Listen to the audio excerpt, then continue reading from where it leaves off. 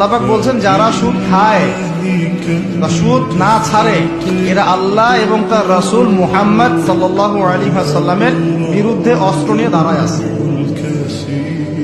আপনার আমার কল্যাণ হবে না ভাই দুনিয়ায়? পরকালে কল্যাণ হবে না? আমরা হাউজে কাউসারের পানি তো পাবো ইনশাআল্লাহ, আমরা কবরের উত্তর তো দিতে পারবো ইনশাআল্লাহ, আমাদের জন্য নবী সাল্লাল্লাহু আলাইহি ওয়াসাল্লাম সুপারিশ তো করবেন ইনশাআল্লাহ। সুপারিশ তো নবীজি করবেন, এটা ঠিক আছে, এটা তো ঠিক আছে। কিন্তু কোরআনে যে আল্লাহ পাক বললেন সুদ যদি তোমরা না ছাড়ো তাহলে জেনে রেখো তোমরা আল্লাহ এবং তার রাসূলের বিরুদ্ধে যুদ্ধ করতেছো। এখন এইটা আমরা কিভাবে আল্লাহ পাককে বুঝ দিব?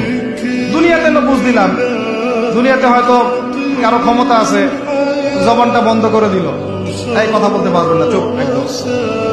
সম্ভব কিনা?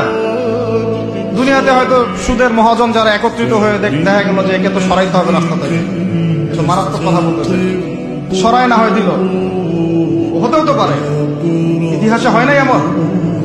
তারপরে কারো হয়তো দুনিয়াবি স্বার্থ আছে, বুঝাচ্ছে আমার বউ আছে, বাচ্চা আছে, চাকরি বাকরি কেমনে ছাড়ি ইত্যাদি, সব না হয় বুঝলাম। আল্লাহ পাকের সামনে আপনি এখন কি বুঝতে দিবেন?